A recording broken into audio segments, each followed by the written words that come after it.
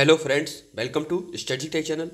और ये एग्ज़ाम की तैयारी की दिशा में यूपी स्पेशल संबंधित कुछ महत्वपूर्ण फैक्ट्स हैं जो अक्सर एग्ज़ाम में आते हैं।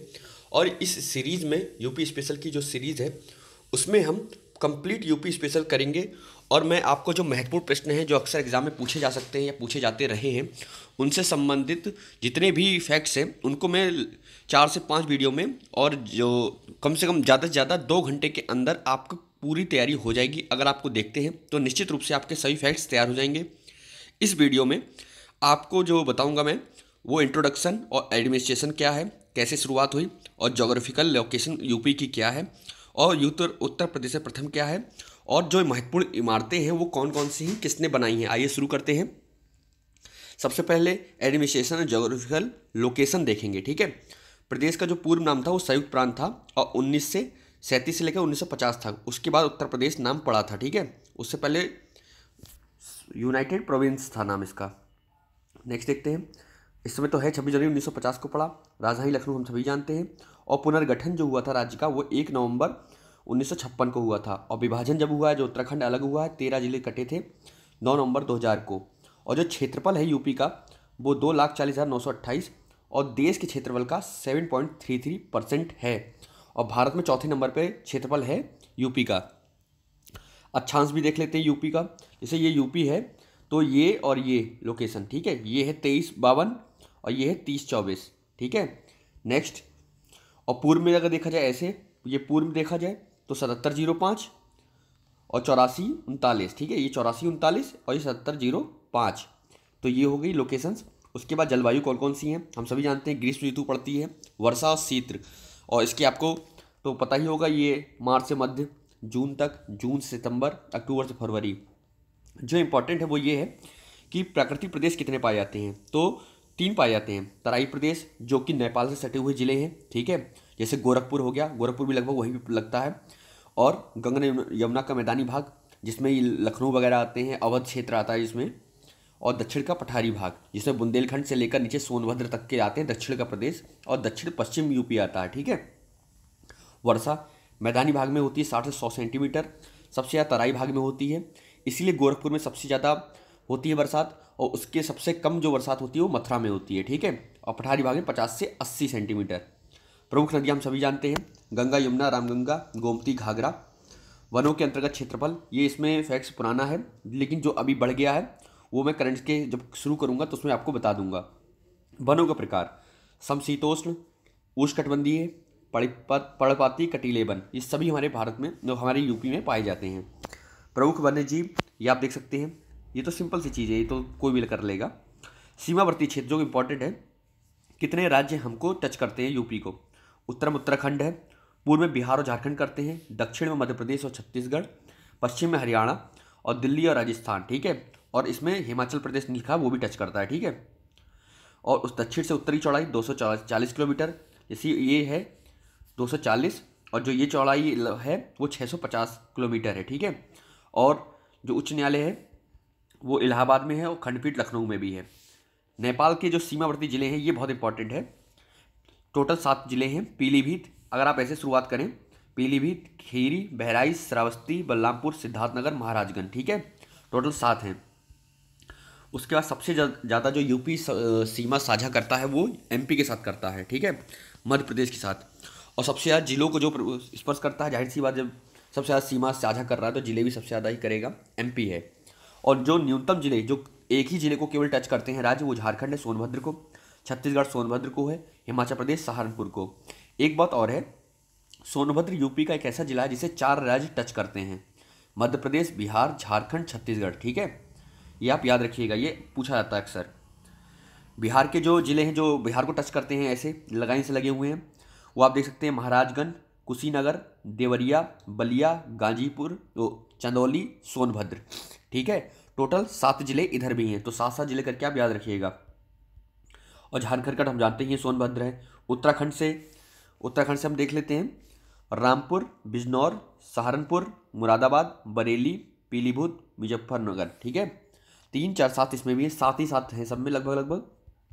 और मध्य प्रदेश से सबसे ज़्यादा हैं। लाइन से अगर आप ऐसे स्टार्ट करते जाएंगे, सोनभद्र, मिर्ज़ापुर, इलाहाबाद, चित्रकूट, बांदा, महोबा, झांसी, ललितपुर, जालौन, औरैया, इटावा, आगरा। ठीक है, टोटल कितने हो रहे हैं? 5, 4, 9, 3, 12 हो रहे हैं। 12 जिले मध्य प्रदेश को करते हैं। ये जिले सीधे पूछ लिए जाते हैं। आप ऐसा करिएगा, मैप अच्छे से पढ़ लीजिएगा, याद कर लीजिएगा, तो आपको एक क्वेश्चन करने में बहुत आसानी होगी। ठीक है, उसके बाद छत्तीसगढ़ का जो है सोनभद्र, सिंपल सी बात है, एक ही जिला टच करता है। और सबसे दक्षिण बिंदु जो है छत्तीसगढ़ करता है, क्योंकि सोनभद्र सबसे दक्षिण में है। ठीक है, राजस्थान के सीमावर्ती जिले आगरा और मथुरा हम सभी जानते हैं, 2 ही टच करते हैं। दिल्ली के सीमावर्ती गाजियाबाद, मेरठ। हरियाणा के सहारनपुर, मुजफ्फरनगर, बागपत, मेरठ, गाजियाबाद, 5 जिले। हिमाचल प्रदेश का सहारनपुर। ये सब इंपॉर्टेंट हैं, बहुत फैक्ट्स पूछे जाते हैं अक्सर एग्जाम में, कम से कम दिमाग में रहेगा, और मैप से आप पढ़ेंगे तो और आपको याद रहेगा। प्रदेश को स्पष्ट करने वाला दिल्ली, केंद्र शासित प्रदेश इकलौता है। दिल्ली को स्पष्ट करने वाले उत्तर प्रदेश जिले नोएडा और गाजियाबाद। ठीक है, गौतम बुद्ध नगर मतलब नोएडा, गाजियाबाद। और लखनऊ के सीमावर्ती जिले हम सभी जानते हैं, रायबरेली, बाराबंकी, सीतापुर, हरदोई, उन्नाव। राज्य में मंडलों की संख्या 18 मंडल है राज्य में। कौन कौन से हैं देख लेते हैं। इलाहाबाद है, फैजाबाद, गोरखपुर, झांसी, लखनऊ, मेरठ, वाराणसी, कानपुर, मिर्जापुर, बस्ती, चित्रकूट धाम, देवीपाटन, मुरादाबाद, सहारनपुर, बरेली, आजमगढ़, आगरा, अलीगढ़। अलीगढ़ सबसे नया है, जो कि 2008 में सृजित हुआ है। उसके बाद कौन जो छोटे छोटे हैं, काशी रामनगर, छत्रपति साहू जी महाराज नगर, ये हो गया। ठीक है, प्रदेश में जो जिलों की संख्या वो 75, वो हम सभी जानते हैं। उसके बाद राज्य के जनप्रतिनिधि, लोकसभा में कितनी सीटें, सब ये याद करने वाली चीज़ें, जो कि बिल्कुल इंट्रोडक्शन ही पार्ट है, जो कि याद ही होना चाहिए हर स्टूडेंट्स को। अगर वो तैयारी कर रहा है, नहीं भी कर रहा है, तो भी इतना तो पता होना ही चाहिए। उसी फैक्ट्स को मैं लेके आया हूँ और कंप्लीट करा दूंगा आपको। मैक्सिमम 2 घंटे के जो वीडियोज़ होंगे, 15-15 मिनट करके लगभग। ठीक है, 4 से 5 वीडियो होंगे, उसमें आपकी पूरी यूपी स्पेशल तैयार होगी। सिर्फ करंट का पार्ट बच जाएगा, करंट का पार्ट बाद में दे दिया जाएगा। ठीक है, लोकसभा में सुरक्षित सीटें कितनी है? 17। ठीक है, सुरक्षित सीटों की मतलब होता है कि ये आरक्षित सीटें होती हैं। ठीक है, और उत्तर प्रदेश में लोकसभा सीटें 80 हैं, और राज्यसभा में 31 सीटें हैं। और विधानमंडल जो है हमारा 22 है, जैसे कि विधानसभा विधान परिषद दोनों है। और विधानमंडल का जब प्रथम गठन हुआ था वो जुलाई 1937 में था, भारतीय शासन अधिनियम 1935 के बाद। ठीक है, विधान परिषद टोटल जो सदस्य हैं 100 हैं। और सबसे बड़ा जो संसदीय क्षेत्र है वो गाजियाबाद है, जिसकी जनसंख्या देख लीजिए 22,63,961 है। उच्च न्यायालय हम जानते हैं, और उच्च न्यायालय की जो स्थापना हुई थी इलाहाबाद की 1866 में हुई थी। हाल ही में 150 वर्ष इसके मनाए गए थे। और 6 औद्योगिक न्यायीकरण हैं, इलाहाबाद, लखनऊ, मेरठ, आगरा, कानपुर, गोरखपुर। 6 हैं ये, या 6 के 6 आपको याद होने चाहिए, कम से कम आइडिया होना चाहिए कि यहाँ यहाँ हो सकता है, ताकि आप एग्जाम में लगा सकें ऑब्जेक्टिव प्रश्नों में। ठीक है, श्रम न्यायालय 20 हैं। और उत्तराखंड जब नहीं बना था उस समय 425 सदस्य थे, लेकिन इस समय 404 हैं, जिसमें एक मनोनीत होता है, 403 निर्वाचित होते हैं। और सर्वाधिक विधानसभा सीटें जो हैं वो इलाहाबाद में, और सबसे कम श्रावस्ती में है, देख सकते हैं आप। और विधानसभा में सुरक्षित सीट कितनी है? आरक्षित सीटें मतलब 89, और गठन कब हुआ था? 1937 में। उसके बाद उत्तर प्रदेश से सबसे पहले जो उत्तर प्रदेश की प्रथम राज्यपाल थी श्रीमती सरोजिनी नायडू जी थी, और प्रथम मुख्यमंत्री गोविंद वल्लभ पंत, और विधानसभा के प्रथम अध्यक्ष पुरुषोत्तम दास टंडन थे। इन्हीं के नाम पे ओपन यूनिवर्सिटी भी बनाई गई है। और विधान परिषद के प्रथम सभापति चंद्रपाल थे। प्रथम मुख्य सचिव चीफ सेक्रेटरी भोलानाथ झा, और प्रथम महिला मुख्यमंत्री सुचेता कृपलानी। और प्रथम विश्वविद्यालय हम सभी जानते हैं इलाहाबाद यूनिवर्सिटी है, 1887 में बनी थी। उसके बाद उत्तर प्रदेश में राष्ट्रपति शासन कब लगा था पहली बार? वो 25 फरवरी 1968 से 26 फरवरी 1969। 1968 आप याद रखेंगे तो आपको याद आ जाएगा। और प्रथम जो बर्ड सेंचुरी है, पक्षी विहार है, नवाबगंज में है, उन्नाव लखनऊ के पास में, जो कि राज्य का प्रथम स्थापित वन्यजीव विहार चंद्रभा वन्यजीव विहार चंदौली 1956-57। ये प्रथम है, ये आपको याद होने चाहिए। बहुत ही अच्छी फैक्ट्स हैं ये लोग, जो अक्सर एग्जाम में पूछे जाते हैं। देश का जो पहला जो जीव पर्यवेक्षण संगठन था वो उत्तर प्रदेश में ही बना था, यहीं पे बना था चंदौली में। और प्रथम खगोलीय पार्क लखनऊ उत्तर प्रदेश आप जानते हैं। और जो डेंटल कॉलेज है जो लखनऊ का किंग जॉर्ज डेंटल है मेडिकल कॉलेज, उसी में डेंटल यूनिवर्सिटी है। ठीक है, वो पहला था राज्य का। और प्रथम डाक वायु सेवा जो कि इलाहाबाद से नैनी के बीच थी उत्तर प्रदेश में 1911 में। आप सोच सकते हैं कितना पहले हुआ होगा। ठीक है, उसके बाद प्रथम लोकायुक्त बिशंबर दयाल 77 से 82 के बीच में। प्रथम विधानसभा 8 मार्च 1952, ये बहुत इंपॉर्टेंट है, ये तो आपको याद ही होना चाहिए। और उसके बाद विधानसभा का विघटन कब हुआ था? 57 में। ठीक है, और प्रथम दलित महिला मुख्यमंत्री मायावती जी थी, 95 से 95, मुश्किल से 4 महीने ही रही थी। और इलाहाबाद उच्च न्यायालय के प्रथम जो न्यायाधीश थे, मुख्य न्यायाधीश स्वतंत्र भारत के, वो कमलकांत वर्मा जी थे। ठीक है, राज्य का एकमात्र जो ओपन यूनिवर्सिटी, जैसा कि मैंने अभी बताया, वो राजर्षि टंडन मुक्त विश्वविद्यालय इलाहाबाद है, ठीक है।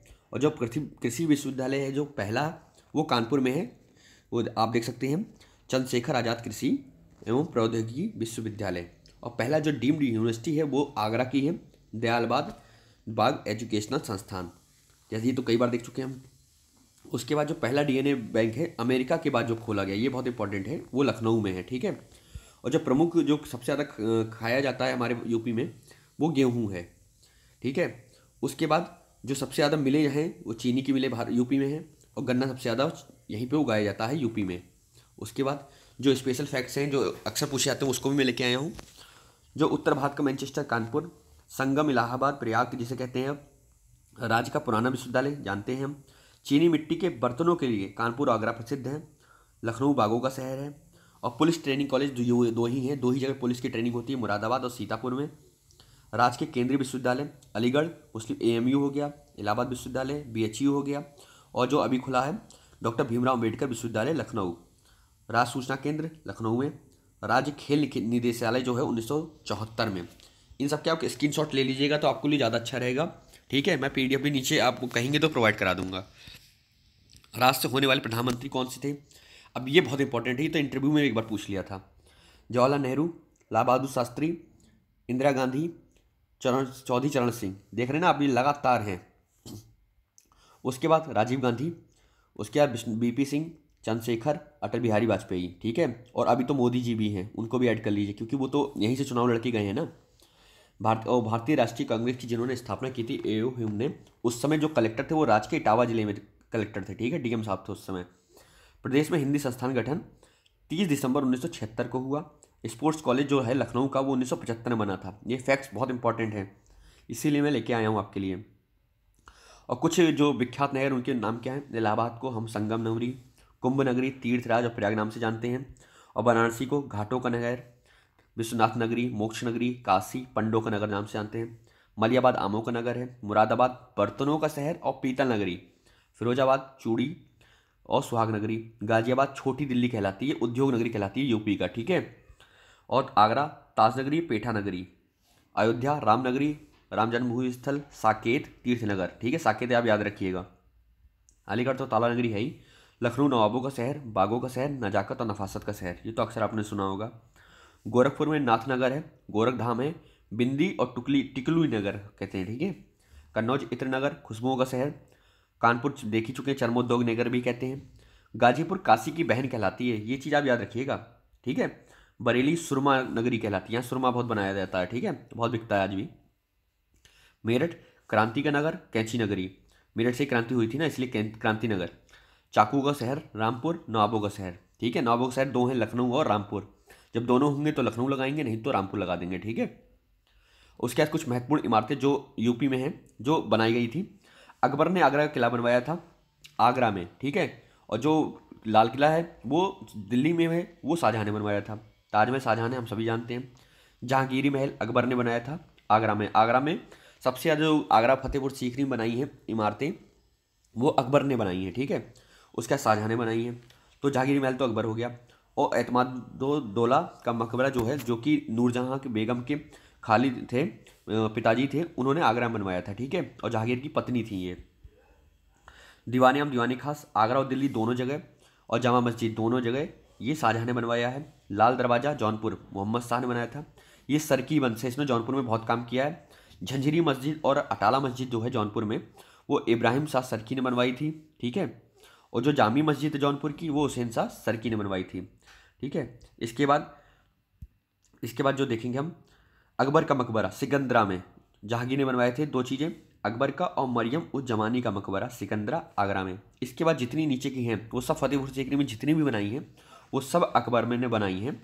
शेख सलीम चिश्ती हो गया, इस्लाम खां, बुलंद दरवाज़ा, जामा मस्जिद, फतेहपुर सीकरी का जामा मस्जिद दिल्ली का शाहजहाँ ने, ठीक है। बीरबल महल, जोधाबाई महल, खास महल, पंचमहल। तो हमने इसमें कुछ की फैक्ट्स देखे। निश्चित रूप से आपको ये बहुत अच्छा लगा होगा और आशा करते हैं कि आपको अच्छा लगे, आपके एग्जाम के काम आए। मैं जल्दी ही आपको पूरी प्रोवाइड करा दूंगा और 1.5 से 2 घंटे की वीडियोज़ में आपकी पूरी यूपी स्पेशल तैयार हो जाएगी, आपको घबराने की जरूरत नहीं है। और जो करंट्स के फैक्ट्स हैं वो कर ही रहे हैं हम। बाकी जो चीज़ें हैं वो प्रोवाइड करा दे रहा हूँ और उसकी प्लेलिस्ट भी दे रहा हूँ, ठीक है। Thank you very much for watching this video.